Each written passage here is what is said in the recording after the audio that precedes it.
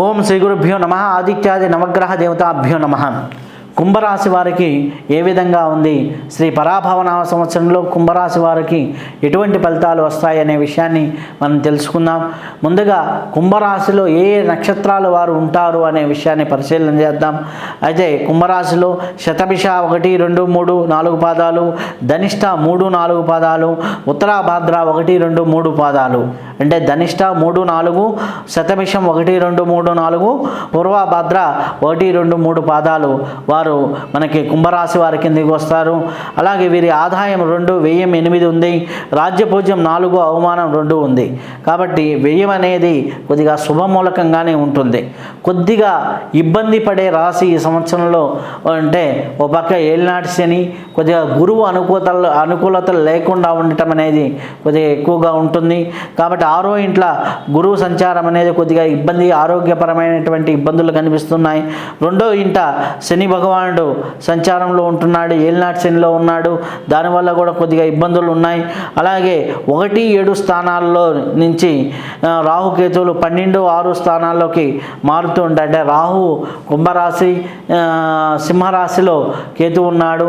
అలాగే రాహు మళ్ళీ 12వ స్థానానికి, కేతువు వచ్చేసరికి 8వ స్థానానికి మారుతూ ఉంటాడు. కాబట్టి 2 కూడా కొంతవరకు ఇబ్బందికరంగానే ఉన్నాయి. కొంతవరకు మిశ్రమ ఫలితాలు ఎక్కువగా కనిపిస్తూ ఉన్నాయి. కుటుంబంలో గురువు శని స్థానాల వల్ల స్థిరత్వం ఉంటుంది, కానీ కాకపోతే కొద్దిగా అధిక ఖర్చులు ఉంటాయి. గౌరవ మర్యాదలకు లోటు ఏమీ ఉండదు. అలాగే ఆర్థికపరమైనటువంటి లాభాలు కలుగుతూ ఉంటాయి, కానీ నిలువ అనేది ఉండదు. ఆర్థికంగా నిలువ అనేది ఉండదు.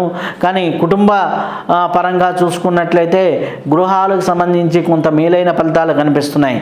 వీరి ఆర్థిక పరిస్థితి ఏ విధంగా ఉంటుంది, ఆదాయం కంటే వ్యయం ఎక్కువగా ఉంది. అలాగే చూస్తే వెండి బంగారం వ్యాపారాలు చేసేవారు కొంత నష్ట సూచనలు ఉన్నాయి. రియల్ ఎస్టేట్ వారికి లాభ సూచనలు ఉన్నాయి. కాంట్రాక్ట్ వారు కొంత మేలైన ఫలితాలు పొందుతూ ఉంటారు. కాబట్టి ఆర్థికపరమైనటువంటి అభివృద్ధి బాగానే కనిపిస్తుంది.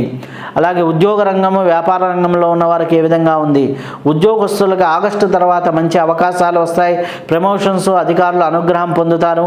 కొంత బదిలీలు ఉన్నాయి, కాబట్టి వాటి విషయంలో కొద్దిగా జాగ్రత్త చూసుకుంటూ ఉండండి.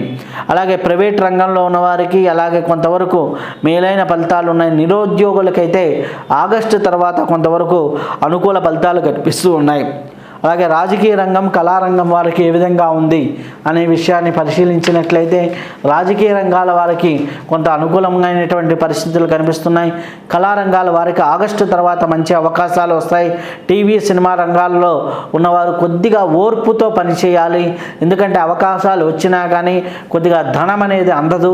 కొద్దిగా రాజకీయంగా కూడా మిమ్మల్ని గొప్ప అంటారే కానీ పదవులు అనేది దక్కవు. కాబట్టి ఆ విషయాలు కొంతవరకు ఇబ్బందికర పరిస్థితులే ఉన్నాయి. అలాగే విద్యార్థులకు కూడా ఆగస్టు తర్వాత మంచి ఫలితాలు కనిపిస్తున్నాయి. పోటీ పరిస్థితుల్లో ఉత్తీర్ణతలు అవుతారు. కాబట్టి విద్యకు సంబంధించిన అవకాశాల్లో కొద్దిగా లోన్స్ విషయాలు కానివ్వండి, మీరు వెళ్ళే కాలేజీ విషయాలు కానివ్వండి, కొద్దిగా ఇబ్బందులు అనేది కలిగేదానికి కూడా ఆస్కారం ఉంది. కాబట్టి కొద్దిగా జాగ్రత్తగా చూసుకొని వెళ్తూ ఉండండి.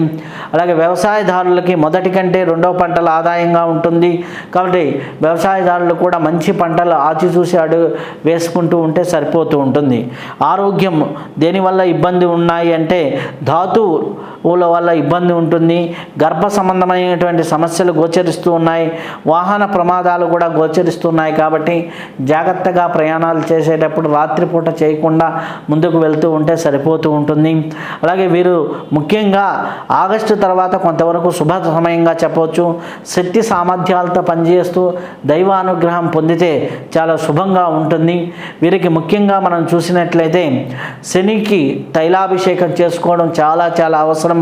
అలాగే మాస శివరాత్రి రోజున రుద్రాభిషేకం చేసుకోవడం కూడా చాలా అవసరం.